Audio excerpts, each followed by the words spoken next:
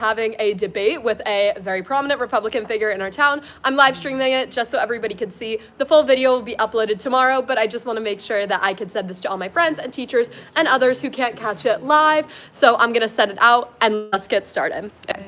Don't mind my awkward face as I share. Okay, copy link. Okay. It says 27. So you can send the link to Instagram. Because it says the time is going, but I just want to make sure it's running properly. Obviously, you were going to do... Okay, logical fallacy. Do you have the sheet of logical fallacies? I do not. I do know that. Okay. Yeah. Orientation is locked. Jill, are you going to be her moderator? Yes. Kenzie will be here. Okay. She'll just be a little bit late because she's at a swimming pool. Yeah. Yes, your cousin. Okay. She'll just be a little bit late because she's at a swimming pool. Yeah. Yes, your cousin. She's the conservative moderator. All right. This isn't the best. My moderator. Well, yeah. I Okay. figured. How do you want to do this so we have... Are we all asking the same questions, or... You don't have to ask specific questions. It was just like, if you have questions at the end, you can ask them. I think we should have the moderator. Yeah, absolutely. I don't want some crazy on my side either coming out, being like saying crazy things, or so just... I can take it. No, I'm not gonna go crazy. Well, no. Of course not. This is supposed to be civil. I think you guys should just pick questions. You know, we'll do, once Kenzie gets here, we can do 3, but for now, you guys can pick 2, or you can pick 2 questions each in between topics. Oh yeah, so you guys will take turns, I'm guessing? Yes. Okay. That's fine. I'll take out my Chromebook so that way you can. So is there a list of questions to be like No, you could just do whatever. brainstorm? Yeah. Okay. I did. I should have let you prepared.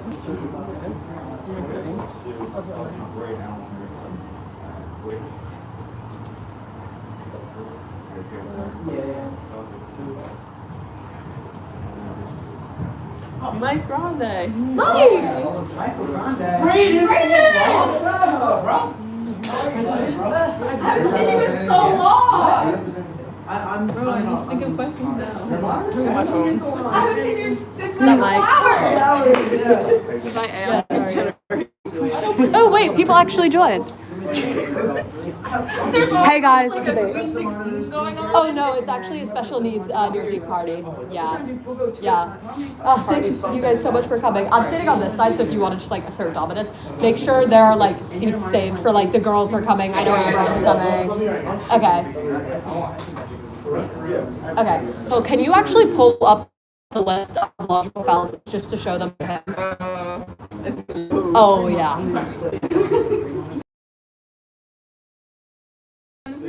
I sent it to you on text. It's just, I think it's just a link to docs. It says like scribbler logical fallacies. So is your major political science or? Criminal justice. Okay, so my major is criminal justice. I Yeah. have 3 minors. One in public policy, one in political science, one in Holocaust studies. Wow. I'm currently applying grad school for That's what I was confused global about. security policy. Oh my god, that's so impressive. So what do you want to do for a career? I want to be a diplomat for the United Nations. I love that. I want to work with the United Nations one day too on climate policy. Did you play Silence?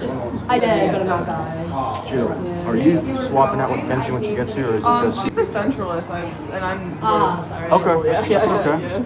Is, how about we just do Jill and Brayden? Are you okay with that? I mean, Kenzie might, Kenzie Brayden. might be a little up in arms about that. I can't text her because I have the live Well, going. Brayden's the center, so we'll just combine Yeah. both. Is that alright? Yes. So... Oh, that is not what I heard from Kenzie, but I mean, sure. Well, he is too. Well, But all right. So anyway, we'll do Jill and Brayden, and we'll start with that. Hi, Mina. I can't find it. I don't think it is from outside. Okay.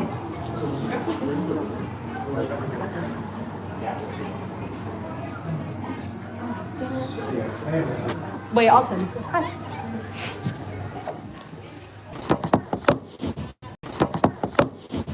Group chat and then also text Craig saying, I can't answer because my phone's on the live. Group chat and then also text Craig saying, I can't answer because my phone's on the live stream right now. Okay.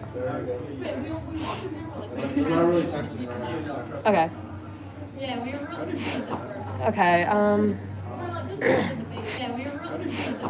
Okay.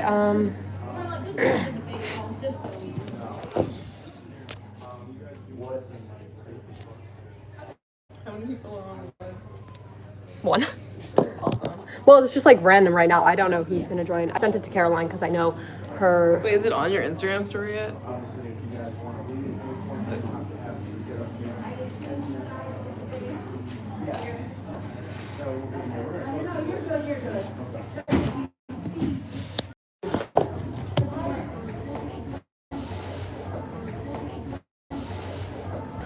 How does that when shit works though? How does that when shit works though? Oh, does she have work tonight? Oh, does she have work tonight?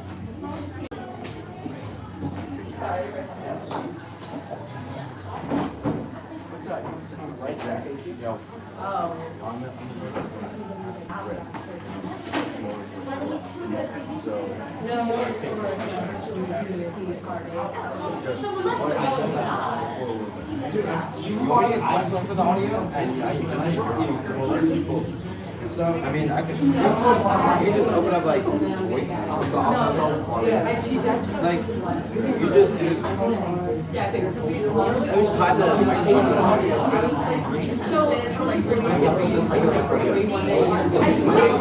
No, I'm actually working but I have a grade sheet. I was hard. So you wanna try it now? I trust it. I've touched it. It's good. Yeah, so we're gonna use this one for the bathroom underneath the like. I'd like to someone else who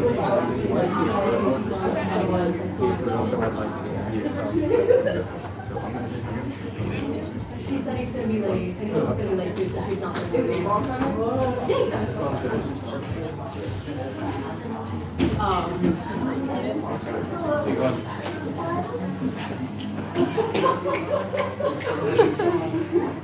Oh, yay! I'm so excited. Me too. It's actually I'm tricked over. Yeah, I'm just gonna go through my notes one more time.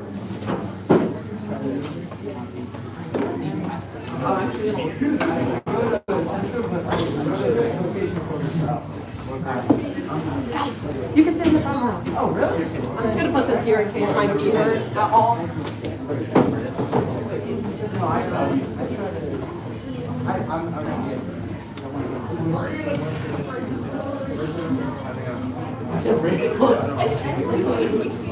Julie, you have your phone to look this up, right? Yeah, I do. Okay, good. I thought you were gonna be late.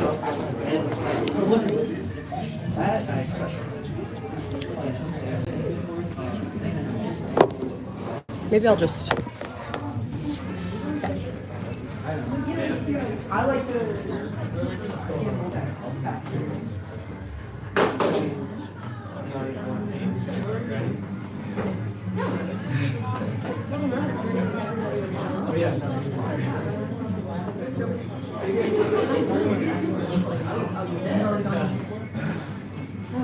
A little nervy.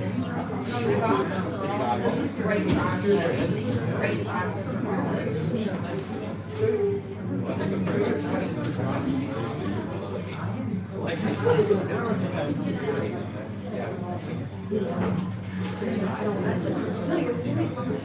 No, trust me. You're fine. I can't read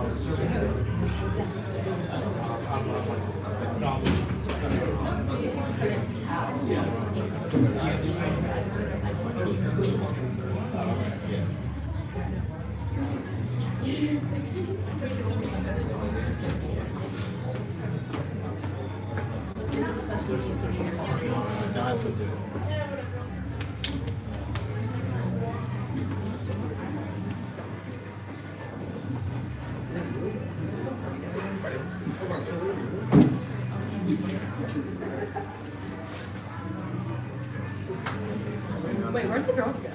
Bathroom. Yeah, we're gonna go to the bathroom right now. So the truth is that's not a- Yeah, I'm sure. I don't know if people can know it.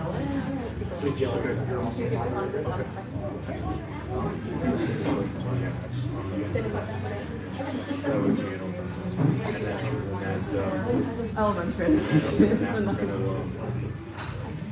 I could take it through though. Some level. Don't mind, I have a turn with my feet. Because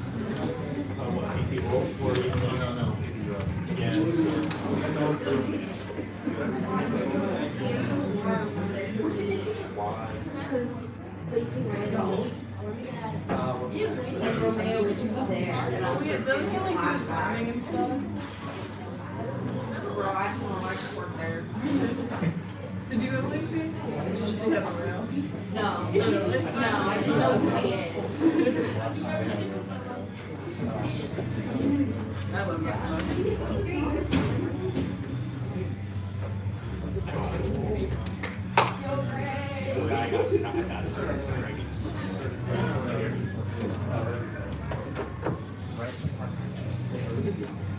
No, the cameras. Oh, that's fine.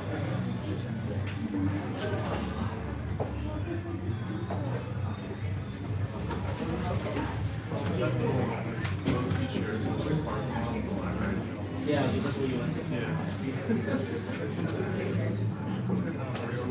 I'm gonna say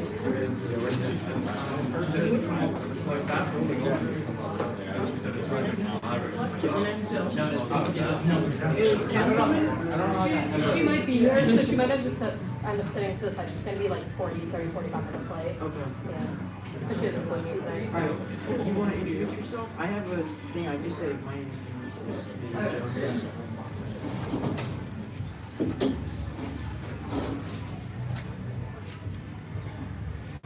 Yo, what's up? You don't understand how you don't understand how Thanks, Mike. I appreciate your support. Bring in your coat. Yeah, I finished.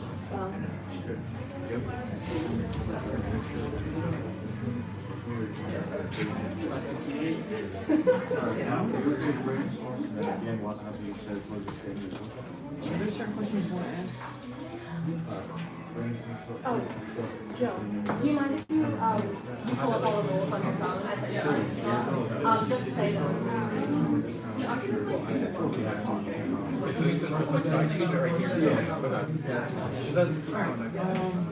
So there's a list of rules in here, she's gonna pull them out.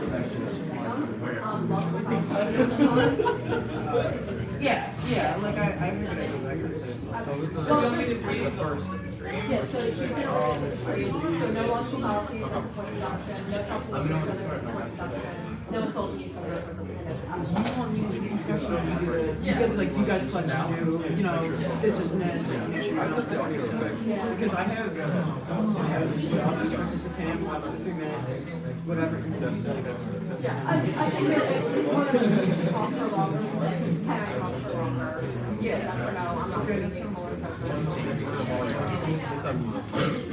Wow, that's actually great. So, yeah, no watching policies, no moderator. So we started 120. So do you have a piece of paper that you can write down on? I don't have a pen, but Who will be judging? You go. So you can each have, how about this? You each get a paper to write 100 on the top, and you can do one. Tallies. We're gonna do the, like you said. Yeah.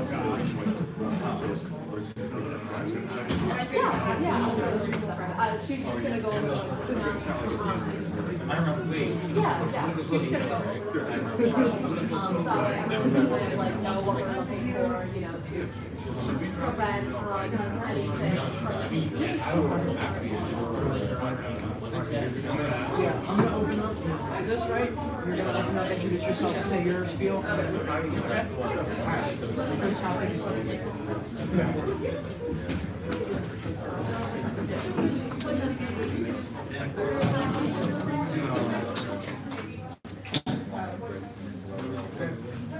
Just give me Mr. Waller, Mr. Moderator.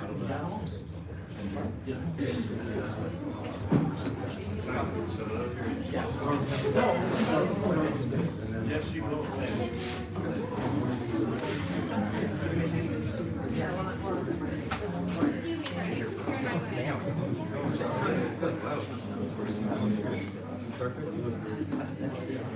like your flashlight. Thanks. She's already on the line. Well, yeah, obviously. Thanks. I have it live streaming. I sent it. I don't know if I have it. Leyna, Yeah. turn around. Does anybody have a pen in this room? Yes. Awesome. I told you I did. I wanted to make sure.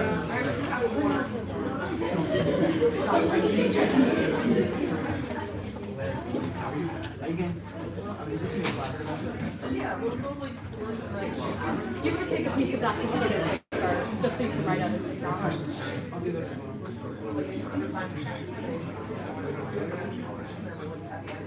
Yeah. Is it going to be factual?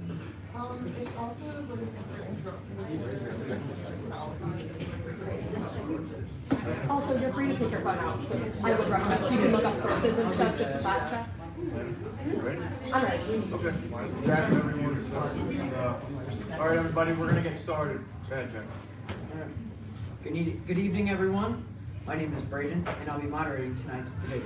Representing the Republican Party is Dan Toner, and representing the Democratic Party is Leyna Bohlayer. Thank you for both being here. Each participant will have up to 3 minutes to explain their party's perspective on each topic. Audience questions will be allowed once the debate has concluded. Joe? Hi, my name is Joey Riccio, and I will be representing the Democrats, and I'm going to be the liberal moderator. Leyna will be representing the Democrat Party. So I'm going to read you the rules of the debate. So each candidate starts with 100 points, and every deduction we take off will take off from their final score, and at the end we'll compare and we'll have a winner. So every deduction counts for speaking over a candidate, insulting another candidate, using a logical fallacy, and you need to cite your sources when you are saying a fact, and the candidate at the end with the most points wins. So the debate structure. So we're going to start with a coin flip, and that will decide who gets to pick Joey, the you can candidate. Yeah. So we did the coin flip. And then, so the candidates may use their notes, and they may have water or other drinks, and only fact checkers can use mobile devices. They don't have computers or phones or anything. And everything must be pre-prepared. So that's everything, and good luck, guys. We start with opening statements. Dan, time starts now. All right, just a second. I'll give you a second, I'll let you do it.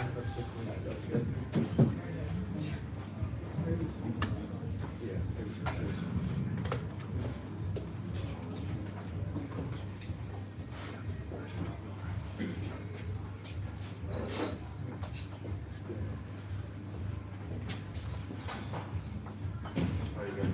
Yep, ready? Well, thank you, Brandon. It's a pleasure to be here tonight. And it's great to see so many friends and familiar faces in the crowd. And to everyone watching at home, buckle up. Tonight's going to be a good one. Tonight isn't about winning, dunking on the other side, or proving who can talk the loudest. Instead, the goal tonight is simple: to see what things we actually can agree on and genuinely disagree in a respectful manner. Now, we may represent two different political parties, but at the end of the day, most Americans, especially young Americans, share many of the same concerns: opportunity, affordability, safety, and a future that works for us all. Now I'm proud to represent the Republican Party tonight, and my hope for all of you is to hear not which talking points sound better, but rather which political party provides the policies and solutions to pave a better future for us all. Thank you very much. I'm going to pivot from that and take a different approach. He's obviously said everything we're trying to achieve tonight, but I would like to start with a different opening. I was raised in a very Republican conservative family. I did not start caring about politics until I was about 12 years old. I used to go to CCD for my Catholic church stuff, you know, and I recall sitting in the pews at around 12 years old. I think I was a few months out from getting confirmed, and I had someone come in for a pro-life organization that decided to speak on some matters on why abortion is wrong. I understand why the Catholic Church supports these beliefs, but sitting in the audience, I was absolutely gobsmacked. They compared abortion to the Holocaust, they compared it to slavery, they compared it to other deplorable acts that have happened in this world, and I started thinking, is this truly what we have to trade off and compare as Americans? Moving forward, I started noticing things in the news. Even during the 2024 election, I have been very vocal about the fact that if I were able to vote, I probably wouldn't have voted. I vote based on policy, or I will be voting based on policy, not party, and I found the acts of both to be nothing for what the American people should need or should care for. But then when Trump got elected, I started noticing some things. First of all, his deplorable cabinet picks. I remember talking with my father about how Caroline Leavitt was genuinely just a bad press secretary. She never stated any facts. She was extremely rude to those who came into her office, and I started picking up on certain political cues. I continued starting to read the news, starting to notice things that happen in our society that might not just have taken effect today, but have been set up over hundreds of years to make us the way we are, why we act the way we are. I had an eye-opening experience when I went to Greece. It was a very lovely thing. And we were sitting in this gyro shop. It's like a little kind of Greek wrapped sandwich thing. There was a little girl there who I'm very well aware. She was there probably 6 years old. Her mother wanted her to go get money so she could have drugs. I wasn't going to give her money, but that doesn't mean I was going to treat her with kindness and disrespect. I saw some people that I was on the trip with call her a rat, a vermin, a scum, and other deplorable names, despite her not speaking any English at all. When I spoke up and said, "That's not nice, you probably shouldn't do that," they said, "Whatever, liberal." Initially, I was kind of shocked by the name calling, but I decided from that day, if that is the name I'm to be given because of the beliefs I have, that is the name I will accept. I'm not a Democrat, despite what has been said. I am a true liberal. I believe in the freedoms that we have as Americans. I believe that everyone is guaranteed inalienable rights. No matter where they come from, despite the country, if you are on this soil, you are guaranteed the same exact rights as every other person. None of us are more special or less special than another because of our skin color, because of the way we speak. No reason. So that is why I'm here representing liberals, despite being raised very differently. Okay. Thank you guys so much. Let's move on to our first topic then. We start with each of your stances on abortion. Leyna, you may begin. So, as I was saying, I first heard about abortion. I really didn't know about the issue because I was 12. Why would I know about the issue? Why would I care about the issue? And was not something that I needed to hear. But what I was saying, that they were coming in telling me that it was worse than slavery, worse than the Holocaust, because of the numbers they pulled since the original Roe v. Wade decision in 1972, 3 or 4, I can't exactly recall, to the way they're comparing it now. This is actually prior to the overturning of Roe v. Wade, just a few months prior. So I did my own research, and to me, the original reason why I supported abortion is because I simply saw it as healthcare.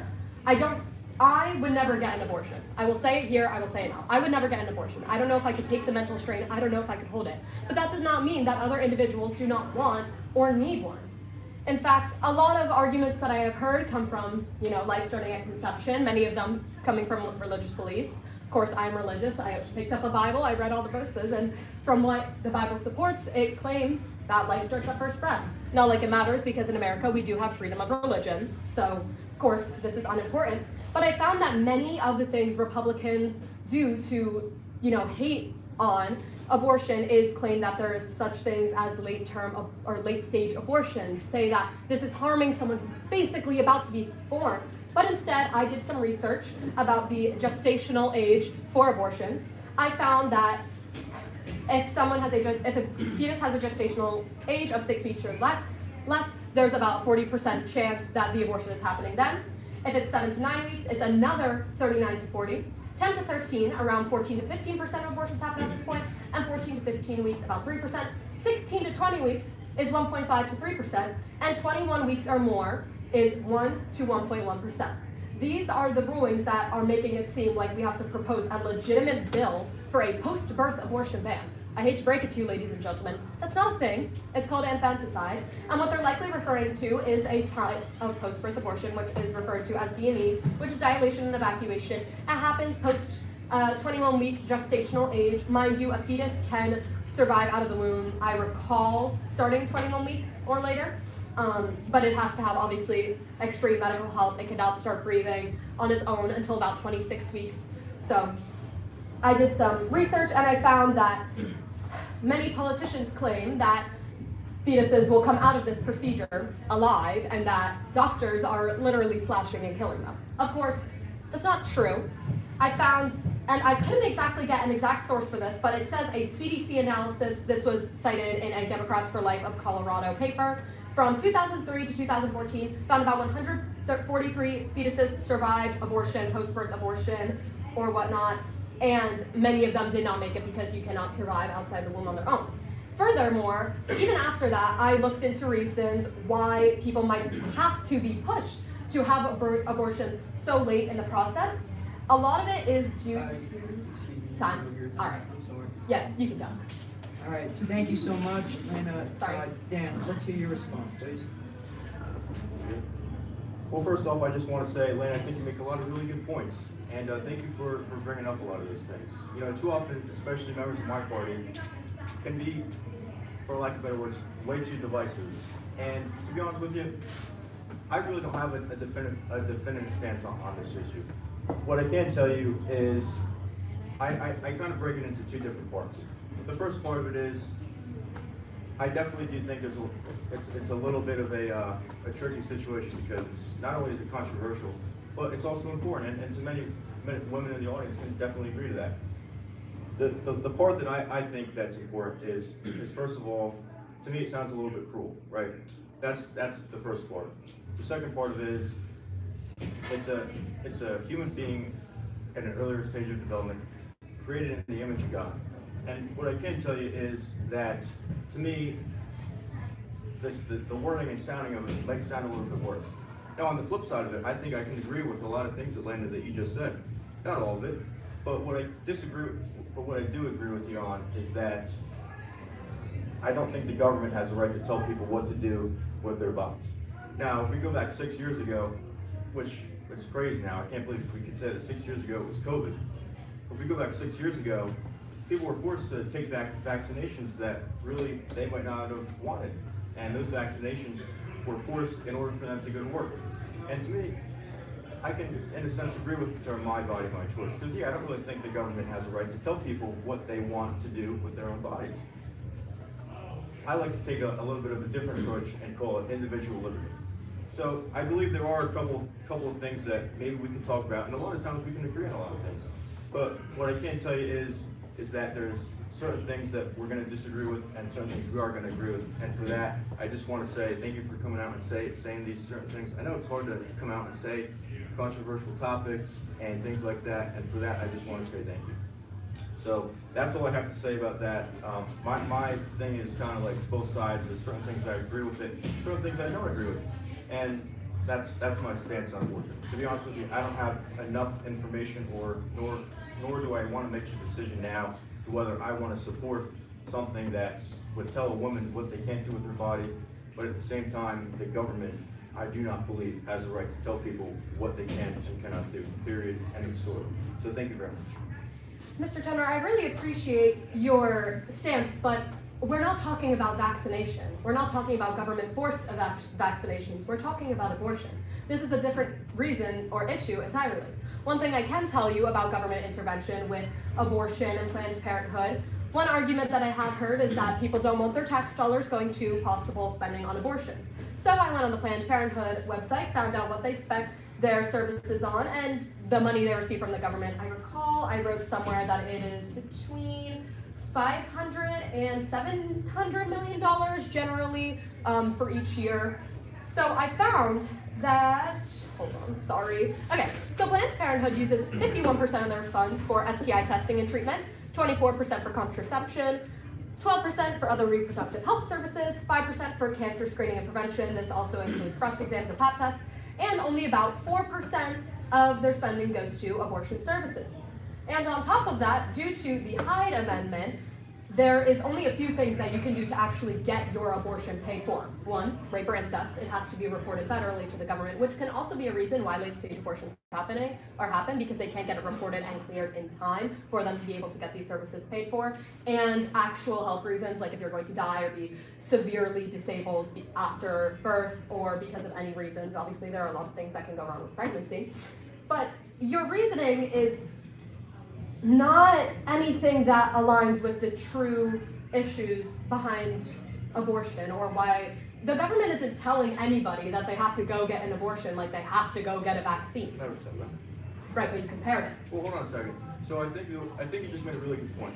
So what I would say to that is, you're right. The government may not be financially supporting people who get an abortion. The term, or what I'm trying to bring awareness to is that exactly, technically what you're fighting against. The fact that a government telling people that they can't get an abortion. To me, I don't think that's the right thing to do. See, this is something we can find a little bit of common ground, and I'm happy to see that.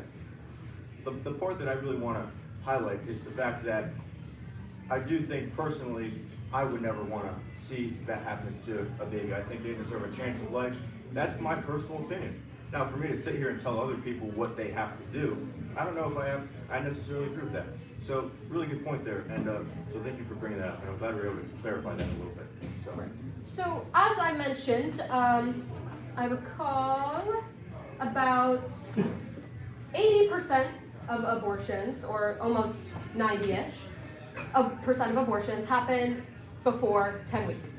Now, mind you, in the 5th week stage of pregnancy, the zygote has just began forming its own blood cells, kidney cells, nerve cells, external features, brain, spinal cord, heart, and gastrointestinal tract. So, are you to claim, sorry, I just have to fold that there's some other information. Is this the fetus you're fighting for? What may, in fact, from another survey, I found that many reasons why people go and seek abortions is to have a better life for the baby, whether it's financial, whether it's because someone's actually coercing them to or pushing them to because they find it would be good for the baby or their own life. Do you think that this is what we are so politically divided on? Well, I'll tell you one thing. I'm not Shirley Kirk, and I'm not the only one who's seen that video. What I can tell you is that there's certainly a lot of different things that we can disagree with on a personal matter regarding abortion. As far as the government telling people what they can and can't do, like for example, a national or a federal abortion ban. See, this is something that I feel like we can agree with. That no, I don't think the government should force people or tell people that they can't do something. I personally wouldn't recommend it. I think you should, raise that baby and have a really good life. To me, that's what I would do. But you don't have to do that. And I know you said you wouldn't, which is a good thing in my opinion. But no, I definitely don't agree with the fact that a government should tell people what to do. Now, I feel like I answered a lot of the questions that you just went over before. So I don't want to spend too much time on this. I know we got a lot to cover. So thank you. Okay, not really too sure where this is all going or where this goes. So I support women who need to have abortion, not need to, but want to, or think it will be a better life for the baby. Point blank, period. Do you agree that all states, now I understand the overturning of Roe v. Wade is because they don't believe that abortion was given a right granted by the Constitution. I know that's the Supreme Court was right on that ruling. But do you think that there's a good reason for why any states should say that women cannot have an abortion, other than the difference of a couple 100 miles or a large border? I support the fact of what the leadership of the Republican Party has said, which is let the people decide. For example, people in California are going to have a much difference of an opinion from people in Texas. People in New York are going to have a bigger difference, or even New Jersey are going to have a difference of an opinion than a family in Florida. And at the end of the day, I believe that people should decide, leave it to the states, and let the people decide for what they want best. And if you don't like it, vote differently. That's what I would say to that. Let the people decide. Okay. I definitely agree with what you're saying. States have very different issues. Across 50 states, we have many, many different policies.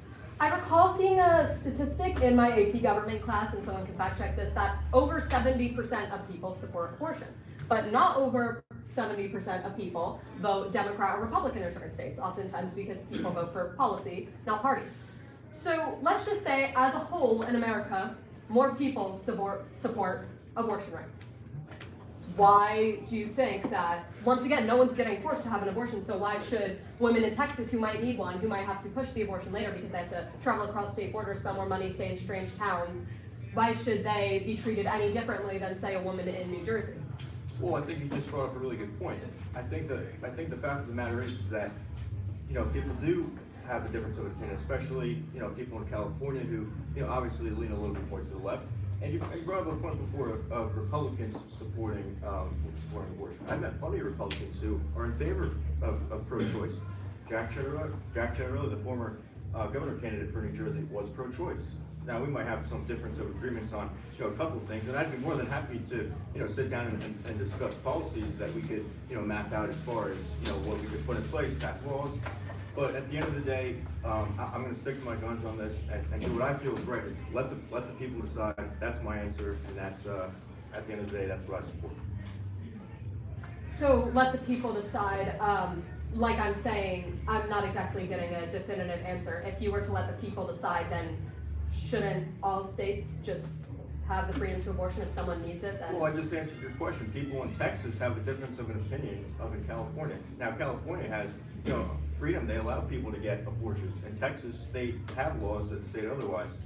That's because the majority of people who put those laws in place, that's why that law got passed. Now, in California, the majority of people support legislatures who put those laws into place, and that's why it passed there. So at the end of the day, I do think there's a little bit of a misconception of whether people are allowed to, whether people support it or not, because at the end of the day, if they don't like it, that's what we have elections for. If people don't like the legislature who supported that bill, you can vote differently. No one's debating that. But at the end of the day, that's what I support, and I'm going to stay firm on that. So, all right. Thank you. So we can move on. Right. Just move on. Alrighty, topic 2, Second Amendment and constitutional carry. Dan, you can begin.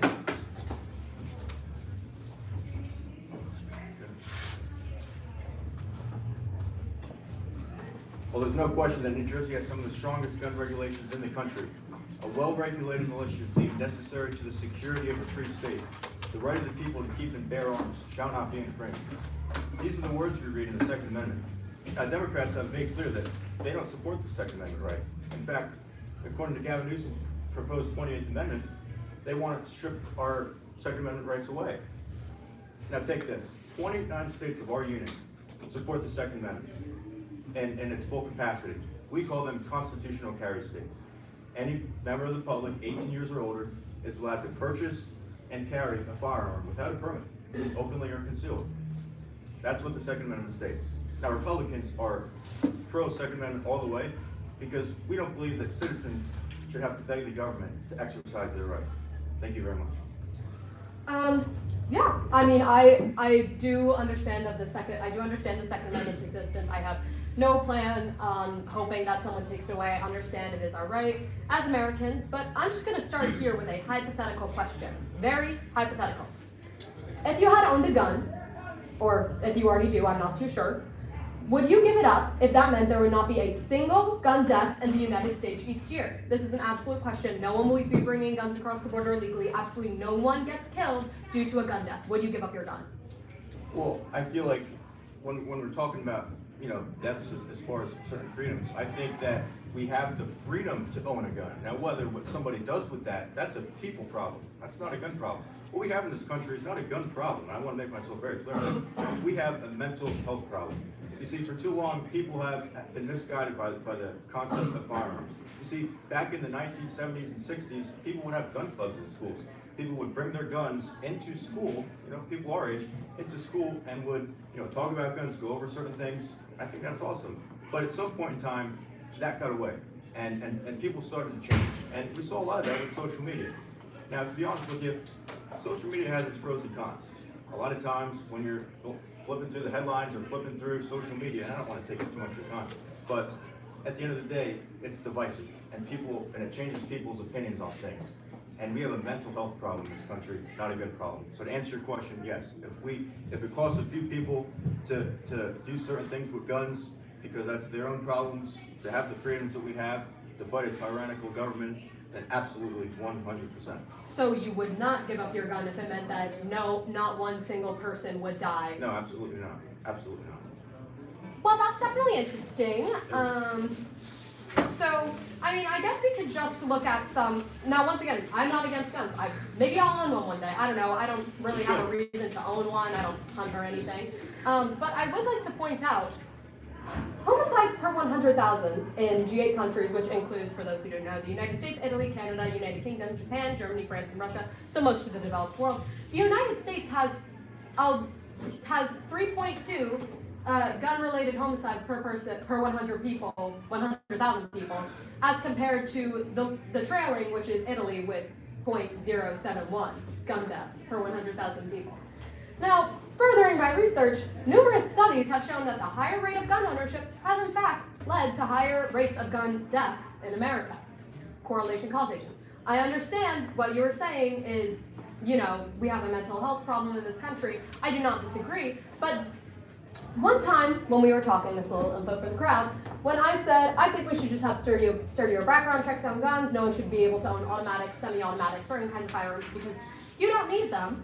And you said, you know, I just think the government shouldn't, you know, have anything to do with it at all. I think people should be able to get whatever guns they want. So you say we have a mental health problem. We're not going to give checks. We're not going to do extensive research into a person. We're just going to sell them guns. How do you think that's going to turn out? Well, I'm going to stop you right there. What I said was exactly what you just stated. The Second Amendment is in place for one reason and one reason only, to fight a tyrannical government from taking over. That is what the Second Amendment is put in place. Now, you brought up a good point. In Europe, they do have lower gun death rates, and there's no disputing that. But I want to highlight something. Look at the United Kingdom right now. What are they doing? If you post something like a hate speech on social media, you know what happens to them? They go to jail. This lady who was praying outside of an abortion clinic got sent to jail. And not only that, but people who post things on the internet, you can see the videos all the time on social media, they're being taken out of their homes and sent to jail because of quote, hate crimes. Now, in the United Kingdom, they don't have the right to own and have firearms. Their government took that away from them. And to me, that's the most scariest thing, because in a perfect world, sure, we take everyone's guns away. Congratulations. What do you think the government's going to do? All it takes is one person who is crazy and out of touch to do something, put in policies, and we have no way to defend ourselves. Not only that, what do you think is keeping our country so safe? Why don't you think the Japanese invaded back in World War II? Because we had firearms in this country. And I got to tell you something. If people were to come in and invade this country right now, good luck getting 10 miles in. Because we have some fantastic service members. Actually, we have one in the room right now. And on top of that, we have citizens who owns firearms, and they're not going anywhere.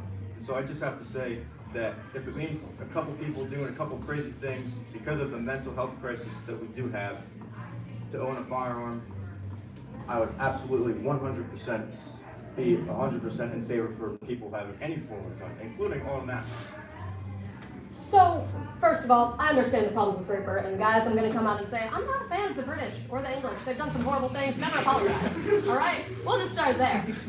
But, furthermore, why on God's green earth would anybody, any civilian, so let's just say people in the room, I know there are multiple combat, active, and retired. I know Corey has standing back in the room. My father was in the military for 23 years.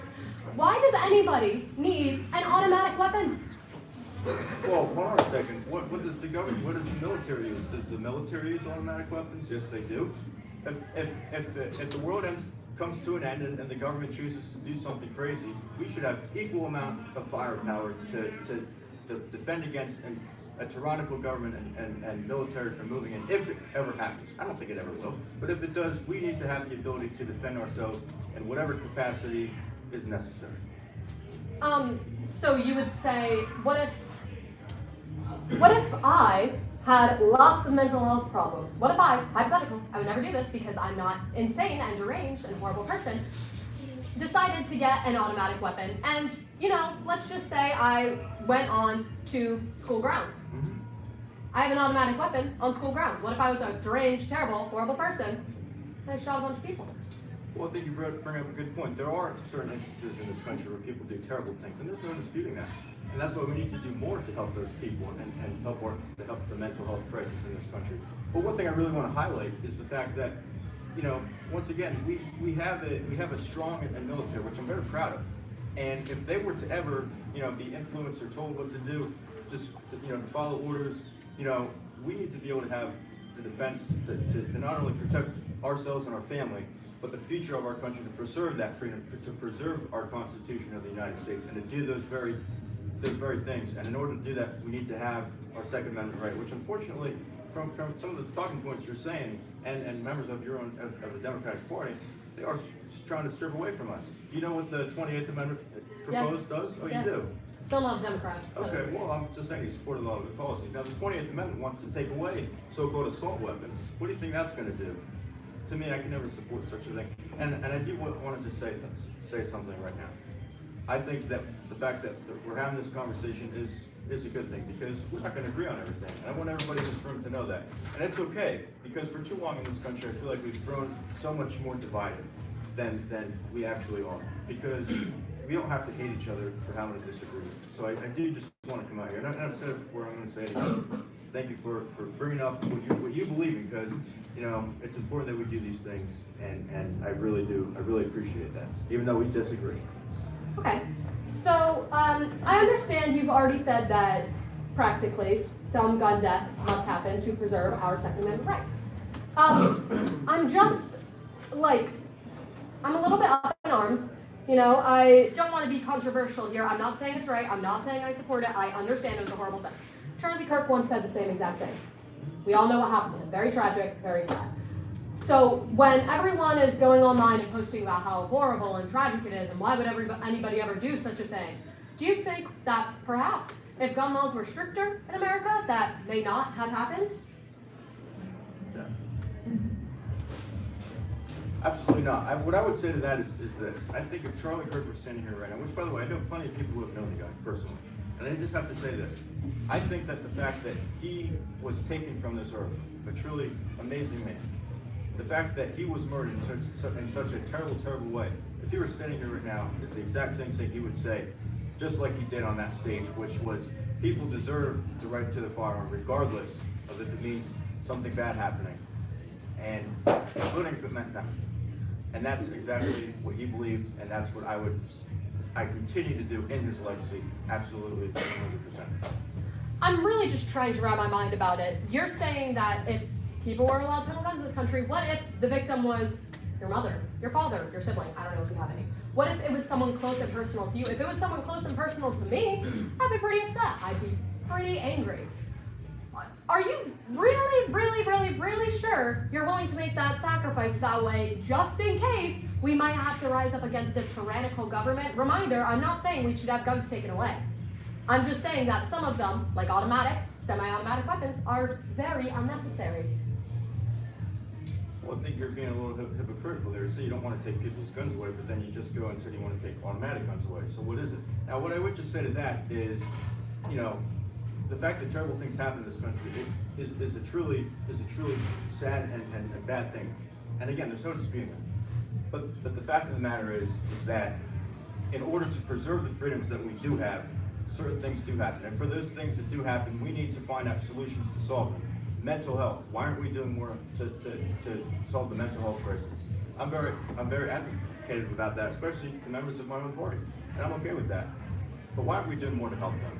We need to be doing that, because there was a time in history where guns were a super big part of American culture, and it still is.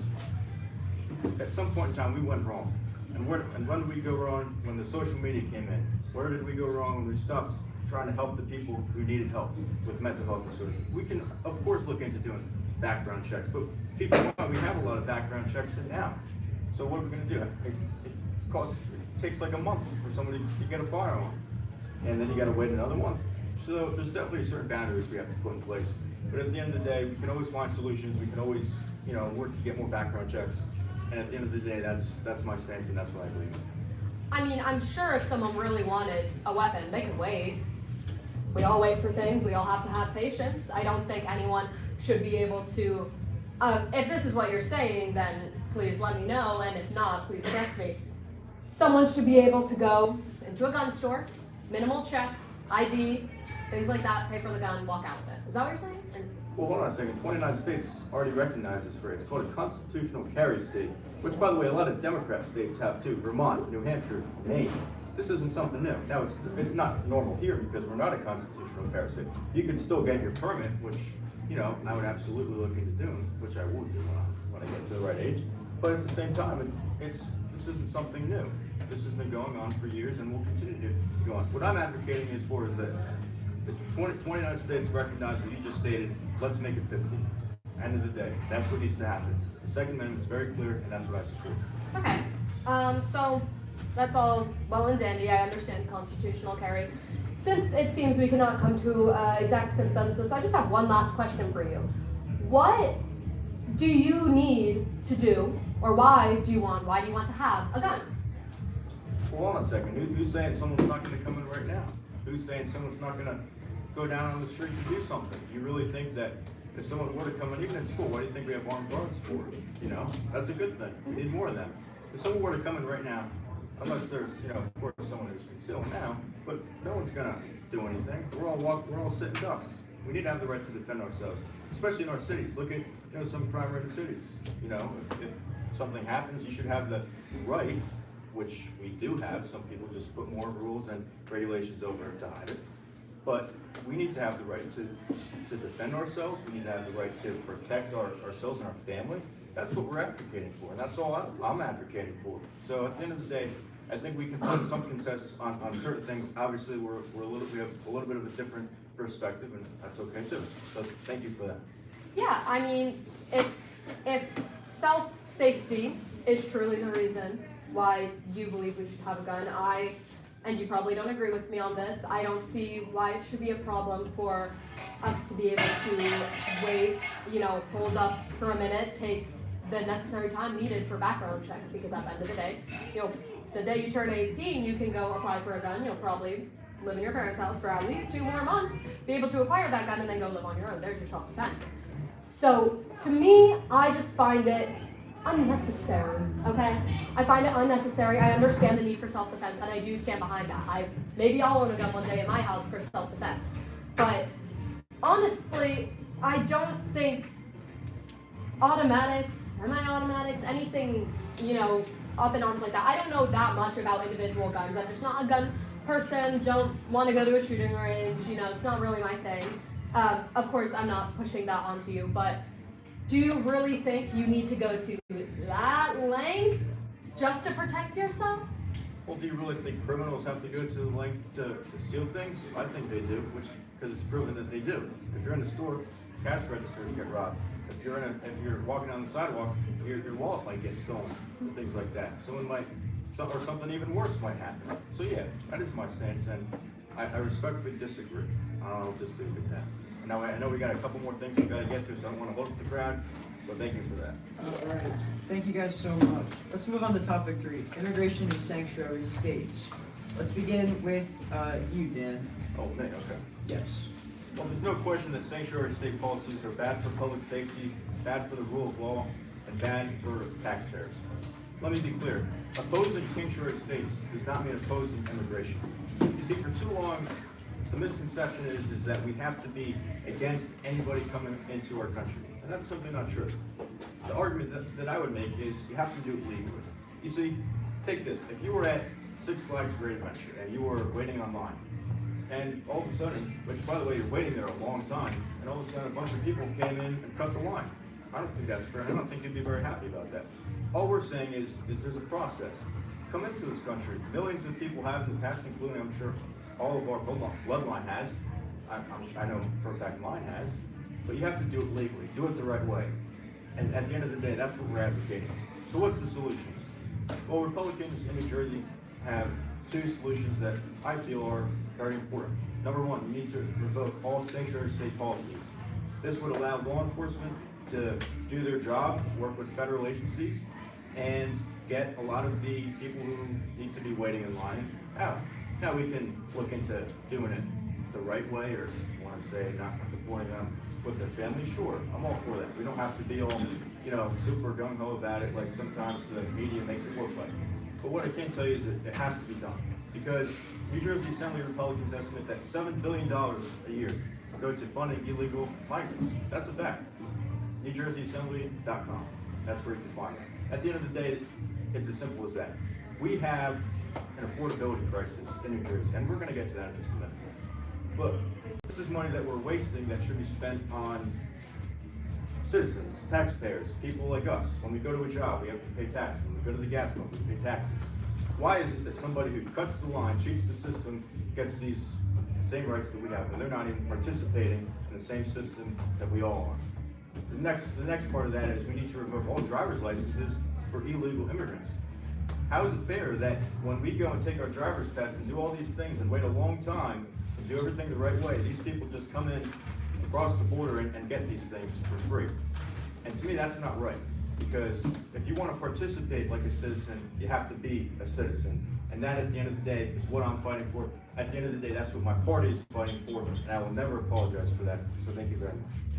So, I guess all I could really say to that is, do you think it'd be worthwhile for the United States government, instead of spending so many billions of dollars on ICE, to, you know, for the law enforcement officers, of course, to pivot that spending into making sure that we know who is legal coming to this country, to quicken the process? Because I'm sure, and you might be able to fact check this, that if we quicken the legalizing process and make sure that we have enough money going in so that way it's fast, safe, reliable, no criminals are coming in, then, you know, there'd be less of a need for illegal people to come in and take our tax dollars. Do you think that makes sense? I think that the system that we have right now, certain reforms could be made, but these are people, which, by the way, there's hundreds of thousands of people waiting in line to become citizens into our country, you know? I've known a couple, and they did it the right way. And great, now they're here, now they're United States citizens. Congratulations. Now you get to participate in our society. Now you get to do certain things. Now, as far as like people coming in, obviously, like for travel, if somebody lives in Europe and wants to come travel here, obviously we're not advocating for them to be, you know, deported. You know, come travel. That's why we have things like, you know, certain cards and visas and whatnot, because they do things the right way. What we're advocating for is somebody who cheats the system to go back to the money. That's all. It should be. It's a very simple argument. We're not saying, you know, you hear some people on the right who are, you know, right-wing extremists who say, oh, you have to be, all immigrants are bad, go away. Like, no, let's be real here. We're Americans. As Ronald Reagan said, you can go to any place in the world, but the only place you can come to here and become an American is this country here. That's what he said, and that's what a lot of Republicans are advocating for. That's what I'm advocating for. This is a simple solution, and with simple things that we just need to be put in place. So I hope that answers your question. Not really, but Oh, really? Okay. really quick, Ronald Reagan actually didn't say it. His friend sent it in a letter, and he said it online. Oh, Just a really? little bit of a correction. So, I'm gonna have a yes or no question moment here. Really, no need for deliberation. Do you think it would make sense for ICE to allocate some of its funding from, you know, law enforcement to instead going to background checks and making sure people could get into this country legally, quickly, and safely, so that way if people who are denied come in, we can spend the money needed for ICE law enforcement to do the job? I think that our federal immigration agencies have a right to deport people who are not here legally. And at the end of the day, if people came here legally, we wouldn't have to spend all this money to get them out.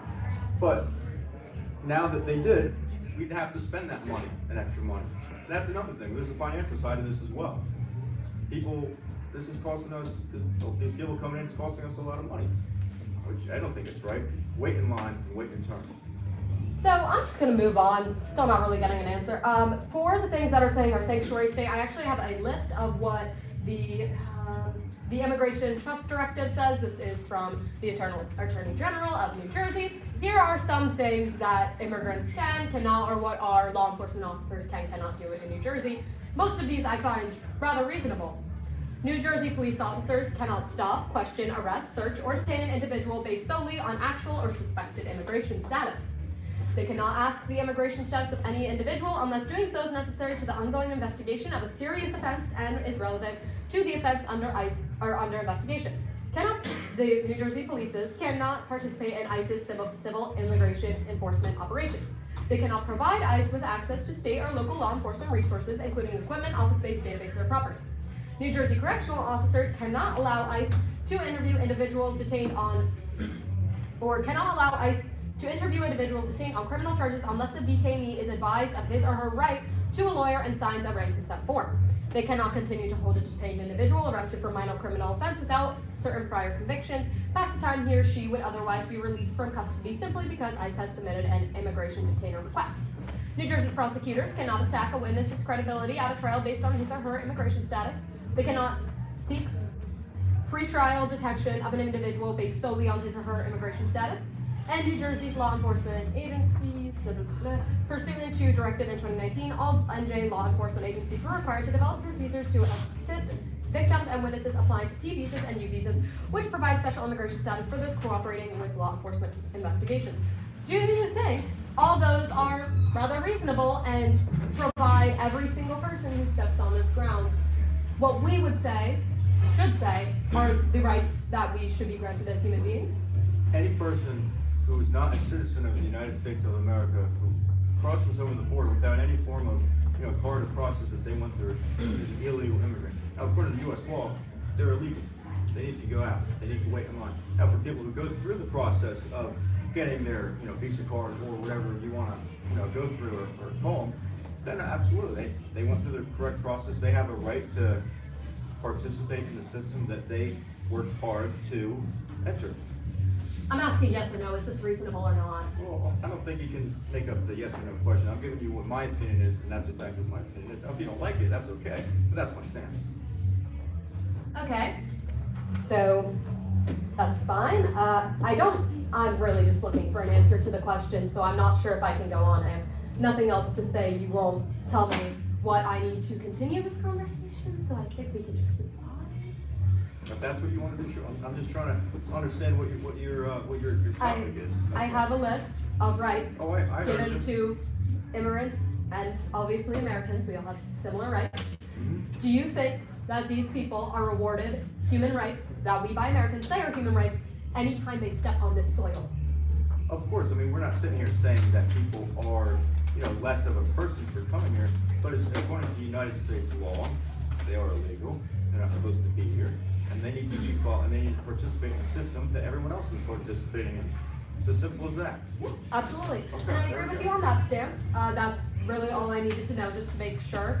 There has been a Supreme Court ruling I've seen in the first page of the paper. I can't exactly remember the direct case name, but it does say that immigrants or not, they could be U.S. citizens, let's just say that, people can be taken off the street by ICE officers and for the color of their skin, for the way they speak, whether they're speaking an accent or a foreign language. Do you think that's okay? I think that the Supreme Court looked for the system and made the best decision that they themselves can make as a governing body. But what I can tell you is that people have to understand that we have a moral right as the United States, or a lawful right as the United States of America, to follow the laws that we put in place to keep the system that we have. And I'll just leave it at that. All right. Do you mind if I ask a question? Do you happen to know, can you cite us the source where you got that from? Can you give us the exact wording for it? It's off the top of my head. I really can't remember. If you look it up, I believe I watched a few videos on it. Can't remember the exact case, but I'm sure if you look up Supreme Court immigrants being picked up on, the way they speak, the language they speak in, or color of skin, you should probably be able to find it. It was the first thing I saw when I searched up a couple months ago, but that's not it. Thank you. That's all I have. Okay, thank you. Yeah. Are we moving on? Yes. Okay. All right, let's move on to topic 4 now. Thank you guys both for your responses. Let's talk about New Jersey energy and affordability. Leyna, you can go Yeah. first, please. Sorry about that. So, I want to start with this. This is an absolute yes or no question. We cannot go on if you do not give me an answer to this. All right. We've had a conversation before. You said man-made climate change is not real. Okay? So, did some research. Obviously, I was able to find from scientists at Oxford hundreds of scientists coming off peer-reviewed sources from Science Direct, students at Cornell University studying climate change, and students at Florida State University, studying climate change. They have been able to test if climate change is real by combining direct modern measurements with historical data from natural archives to show current changes are rapid and beyond natural cycles, using climate models to confirm human activities are the cause, and observing physical biological changes like shifts in plant or animal life. So, before I ask yes or no, I will highly doubt you will say climate change is not real when scientists from the American Association of Advancement of Science, American Chemical Society, American Geophysical Union, American Medical Association, American Meteorology Society, NASA, the Environmental Protection Agency, I can go on, say and can prove that climate change is real. So, yes or no, is climate change real? I think that the Earth goes through natural cycles. I believe that there are certain things that us human beings do to contribute to, whether it's pollution or hurting our ecosystems. I think absolutely there are certain things that us humans can do better at, as far as like recycling and things like that. But to sit here and say that all of human development has to do with the Earth changing. Let's be real here. Wasn't it a few million years ago that we went through an ice age? Wasn't it a few million years ago that the Earth went through different certain climate problems? These are natural issues. You gotta realize we're going through our solar system, at a fast pace. We're traveling through the universe, our galaxy. Things are gonna happen. And to sit here and say it's all the human's fault or U.S. citizens' fault, I think we can debate on that. I did not say that it was all U.S. citizens' fault, and I did not deny that there are some natural components to climate change. But as I just cited from all of my sources, climate change is a real issue that we are facing. Man-made climate change, not just in the U.S., worldwide. I understand this is a United States debate, but we have pulled out of the Paris Climate Agreement, which is just asking to keep under, I recall, 2 degrees Celsius and change over the few hundred years. And as I did say, scientists can confirm that it is not just natural phenomena that are changing the temperature of the Earth, it is, in fact, humans. So I'm just going to ask here, if you say that you believe that man-made climate change isn't the main factor or isn't real at all, do you have any scientific sources to state that? Well, hold on a second. Let's go back to what you just said before. I stand up here as a supporter of the climate change, mission that is against what's going on right now. What I can tell you is this: there are certain organizations and people who are very rich and very powerful who pay people to do certain things and pay people to come up with different opinions and alter different things. Because I can tell you this: the current governor of this state is in league with the people who do offshore wind. To me, that's not fair. And they use green energy and climate change and spew it out to get people to support them when they're, at the end of the day, they're the ones making money off of these projects. That's a problem, and that's what I have a problem with. Now, I'm not here to tell you that everything of what you just said is incorrect. I'm just saying we need to look at it in a more in-depth perspective. And that's all I'm saying, and I hope you can understand that point of view, and that's all I'm saying. Okay, so now that we have acknowledged that people are in fact greedy, and obviously things happen for the interest of others, but also for the interest of the planet, just as far as everybody in this room is concerned, man-made climate change is a thing. It is a problem we are facing, no matter how much you would like to deny that or not. He has absolutely no sources to back his claim. So now we'll just go on about energy, and I suppose we could start here from climate change. So obviously, as we know, a large problem we have facing today's society, honestly a problem I might have to go to in a week or so, going up to the gas pump. It's about $2.90 a gallon. So obviously something I've seen you very vocal about is your stance on the United States drilling their own oil.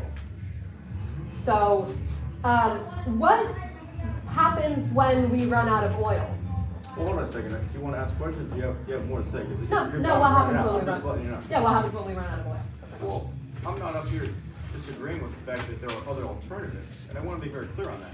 Certainly, as we grow and develop as a society, we have to make changes, and we have to make sure that we are innovating with certain organizations or companies and whatnot, because they're the ones that produce the great things that we have. Now, what I will say is this: I believe that we have a understanding that in time we will run out of oil, and I'm not disagreeing with that. And here's something we can agree on, just so everybody knows. That's a good thing, right? But the part that I really want to highlight is that we do have to change. But right now, oil is the most efficient thing of energy that produces everything we have. I mean, look around. We have a parking lot full of cars, right? Now we're getting into electric, and we can debate whether the electric cars are good or not, and that's for a topic for another time. But what I will say is that we can look at alternatives while at the same time maintaining the system that we have now. Otherwise, we'd be riding horses right now. I'm just saying that's what we'd be doing, right? We're all driving cars, right? So that's something that we have to look into, and I'm glad we can agree on a couple points there. Yeah, I mean, I totally acknowledge that. Obviously, oil is a finite resource, so I'm about to propose, how about instead of, say, drilling in the Arctic Refuge in Alaska, how about we pivot, instead, spend that money that we would use on drilling, fracking, whatnot, instead pivoting to research on how we might be able to make renewable resources graspable within the next 20, 30 years. Obviously, I know that means we'll have to rely on foreign oil for a couple years. But at the end of the day, when we come back to renewable energy, it will completely bring back U.S. energy independence. So we won't have to rely on anybody for hopefully ever if we're able to get things right. So do you think it'd be wise to pivot our spending from fracking and oil drilling to research on how to make renewable energy fast, efficient in our cars? I'm not saying I like electric cars. Electric cars aren't totally come from a renewable resource at all. But do you think it'd be smart to pivot our spending? What I will say is this, I think that there are, and I think you make a really good point, by the way, that there are certain things that we're spending money on as far as like in refuge, wildlife areas or stuff that have ecosystems, right, sure, if we can pivot to alternative areas of drilling that don't affect those things, I'm all for it. But I do have to just say this, if you're in support of paying other countries to give us oil, that's a financial burden on the taxpayer.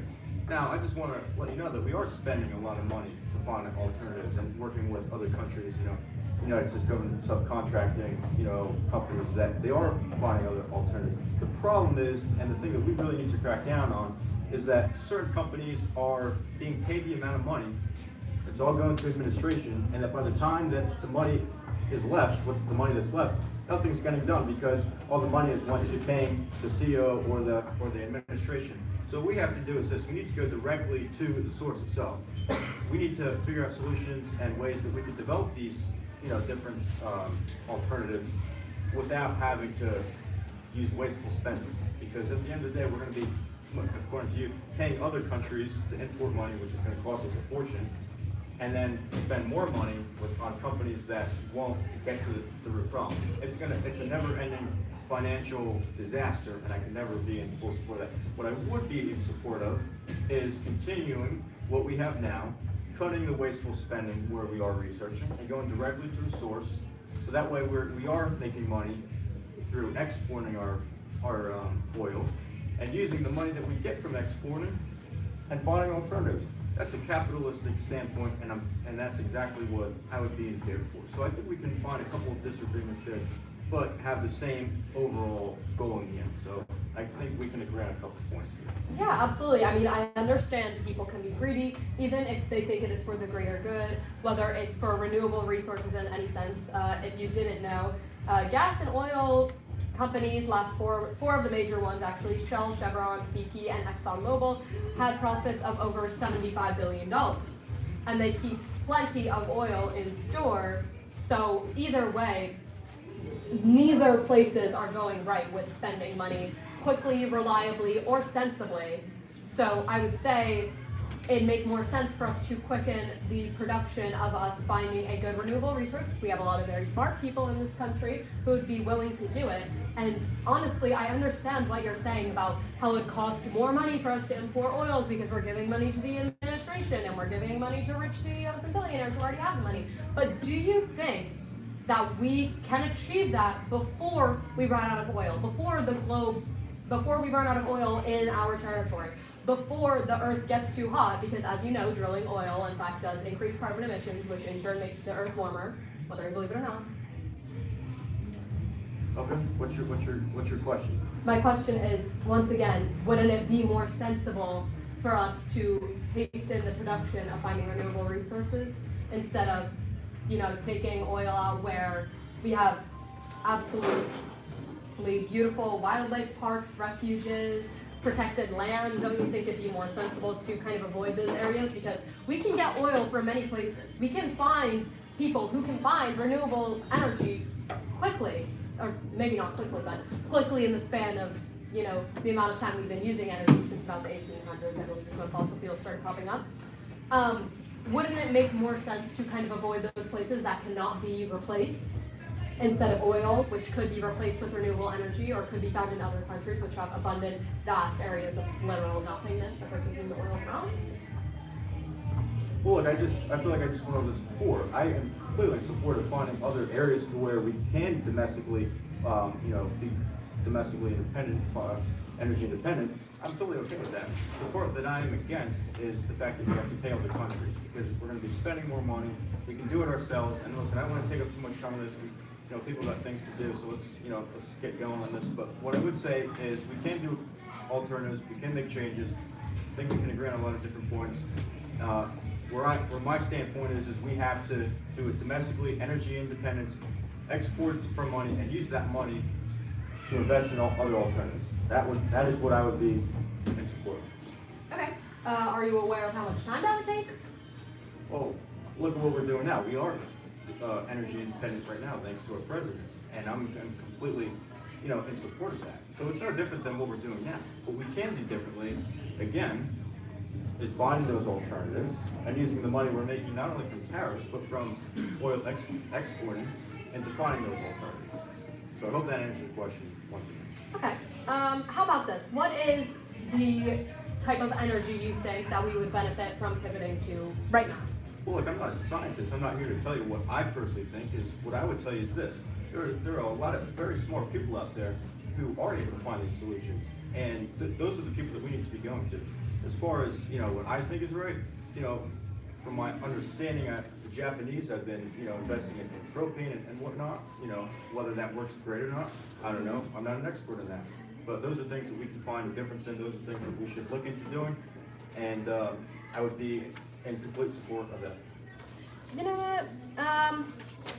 Yeah, I'll just say we can leave it at that.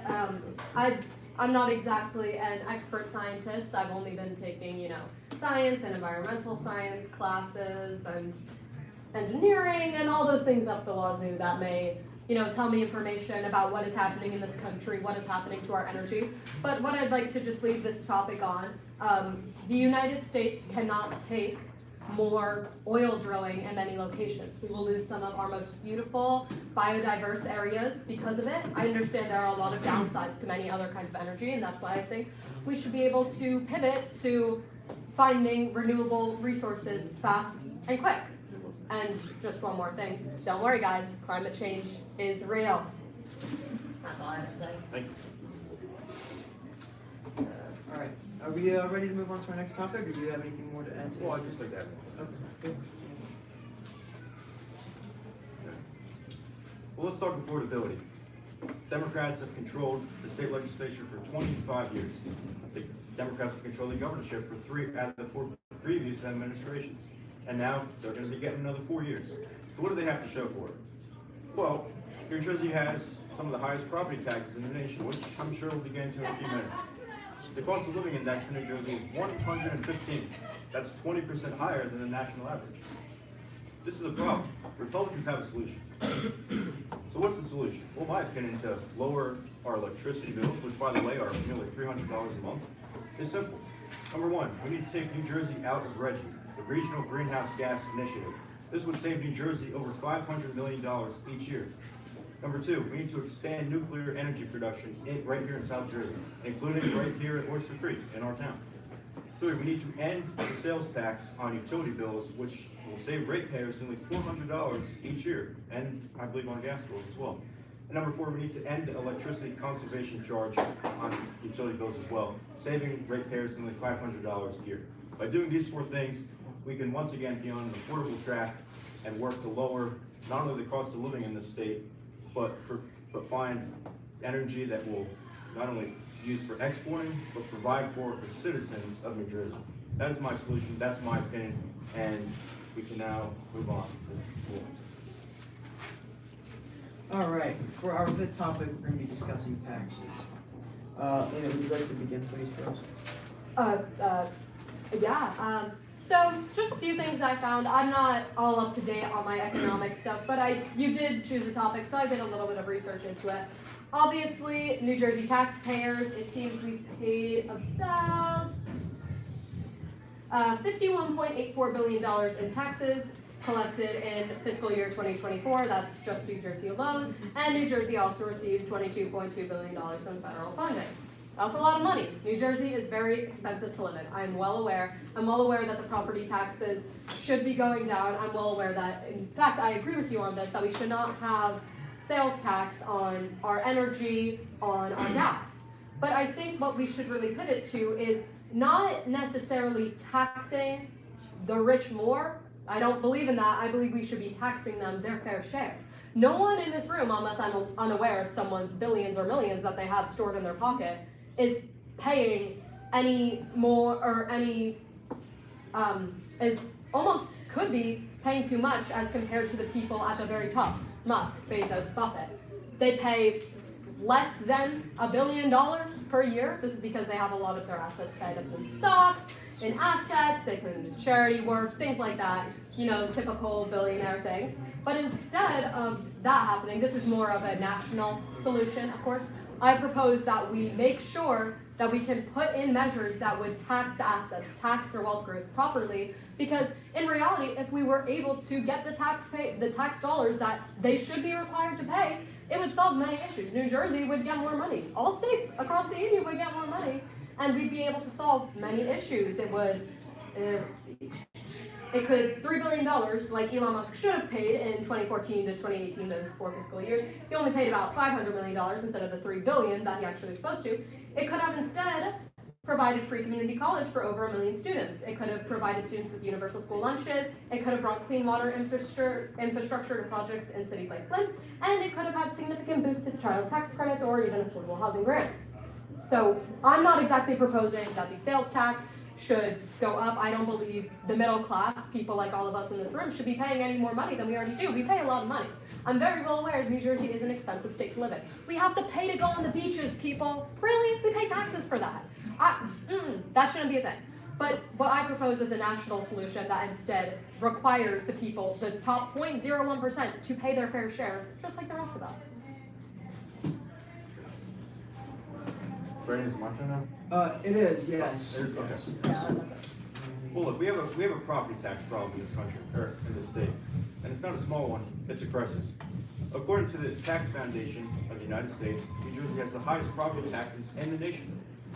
Now, let's look at the numbers. Over 50% of all property tax revenue that people pay goes to the state aid program.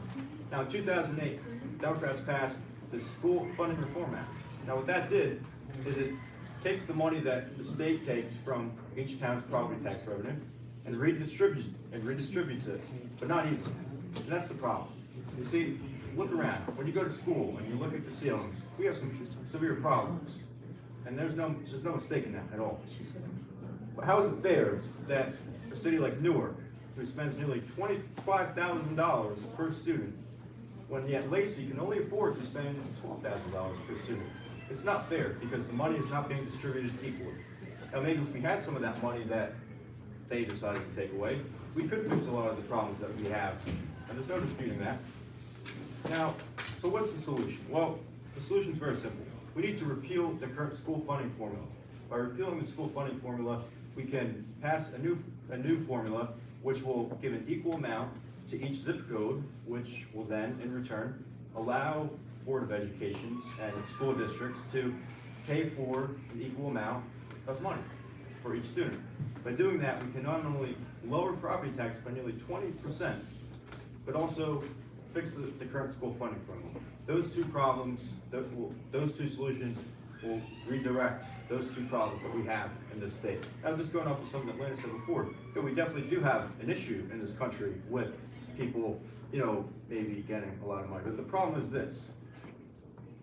Those rich people are all in bed with the politicians. And what do you think they do when each election cycle comes up? They're going to put a lot of money into their campaign.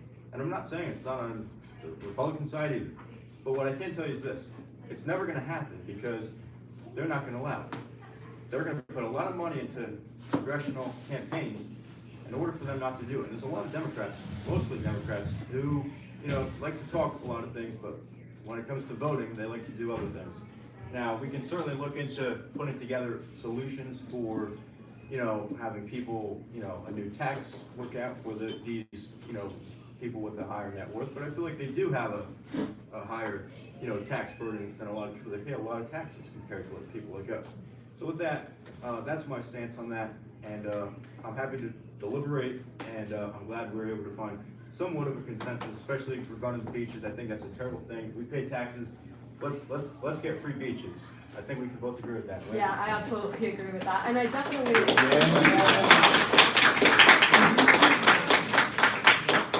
Yeah, I totally agree. We definitely. definitely should have free beaches. Luckily, I do have my military ID, so I get to go on all the beaches for free. Shout out to my dad. But, hi dad. But Oh, is your dad? yeah, he's right in the back of the Oh, tank. thank you for your service. Thank you. Appreciate it. Thank you. And I once again do agree that everybody in the state of New Jersey does deserve equal funding for school. I go to school, I see the horrific ceilings at Leyna Township terrible. every day. I have seen the rats, I've seen the rodents. I literally, the seat I sit in the lunchroom, there's leaks coming from the windows, so they had to push all the tables to the center of the room because our school was literally flooding. I've seen lots and lots of trash cans in the hallway because our school is literally flooding. So I can't disagree with you there. And I also can't disagree with you in the fact that, yeah, politicians are kind of crooks. They'll take whatever money they get. I understand, I recall it's the Citizens United case that can basically get politicians to take money without actually taking money more than what their campaign allows. But I think that if we were able to find a workaround, just within the stock market, with the amount of assets that someone could possibly pull out, with changing taxation on charitable donations over, a couple $1 million, I don't think that would be a bad thing. And the only thing I'm gonna disagree with you there is extremely wealthy people, yeah, they do pay a lot of money just because they have a lot of money. They are definitely not paying what I would say is their fair share. And I understand that it'd be a very difficult and lengthy process because congressmen, senators, politicians, how they are, obviously don't want to undermine those people who are lobbying for them and paying for them to do the things they do. But I think that if we were able to come to a consensus, switch things around, change things in the office and the Capitol of Trenton for school funding and things like that, if we were able to combine both issues, I think that New Jersey would have a cheaper, better, brighter tomorrow for sure. That's really nice. All right, thank you. All right, closing statements. So we move on to our closing statements, and each of you both have up to 3 minutes. Leyna, we start with you. Do you have any last remarks you'd like to make? I would just say my last remarks. We definitely disagree on a lot of things. I cannot stand here and say that I would be able to have extremely civil conversations with people like him, people who think like him, because I think there are some policies that the Republican Party has passed and stood by that are quite rude and just disingenuous to the people. But I can also say the same thing about the Democratic Party. Still I'm a Democrat. And I'm glad that we could all come here together, talk about the policies that are most important to us. But at the end of the day, I would just say I like to stand firm in my beliefs.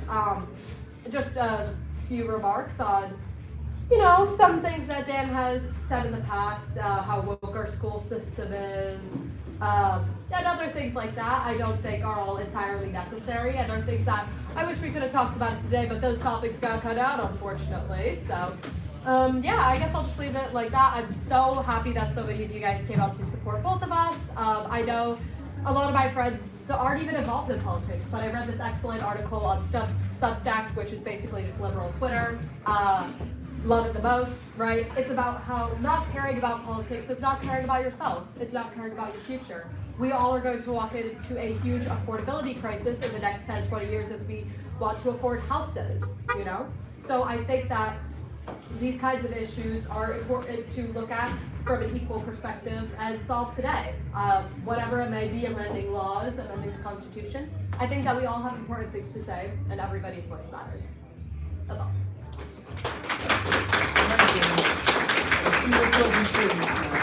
Thank you, Leyna. That was very kind of you. I think that was a great closing speech. Here's what I'll say. New Jersey's facing challenges. High taxes, family burdens through policies and taxes put in place by the Democrat legislature we have right now. And we have a broken school funding problem, a broken school funding formula. These are problems that need to be fixed. Tonight, I represent the Republican perspective, and my hope for all of you is that you listen to what we both had to say. Certain things maybe we don't agree with, and that's okay, and that's perfectly fine. And that's a good thing, because our country would be pretty boring if we agreed on everything. But what I think we can all agree with tonight is that by listening to both sides, we were able to come to a consensus that we don't have to hate each other for having a difference of opinion. In fact, we can actually be friends, and we can actually participate in society and do certain things, because that's what makes America so great. We can disagree passionately and still respect each other. This is how progress happens. This is how New Jersey moves forward. This is how we get things done. I want to thank you all for coming. May God bless you all, and may God bless the United States of America. Thank you very much. Alright, thank you all for watching the leadership debate. We hope you had. Oh, wait, questions. We never opened the floor for We're going to get to that. Oh, okay. We hope you enjoyed and have a happy new year. Thank you guys so much. Great job. You're good. Yeah, do you want to have them answer questions and we can just talk about how to Yeah. You gotta go. Yeah, we'll ask questions. We'll take questions from the crowd. Do you need to? No, we're good.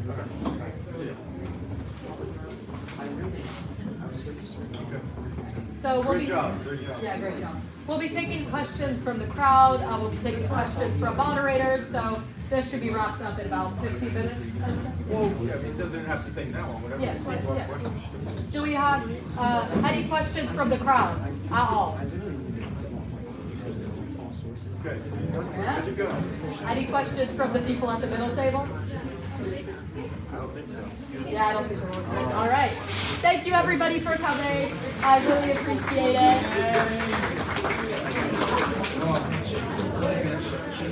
I know the beast handshakes.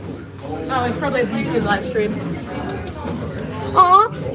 Hi, Liv Sass. Love you too. Yeah, we're good. We're just gonna set Bye, guys.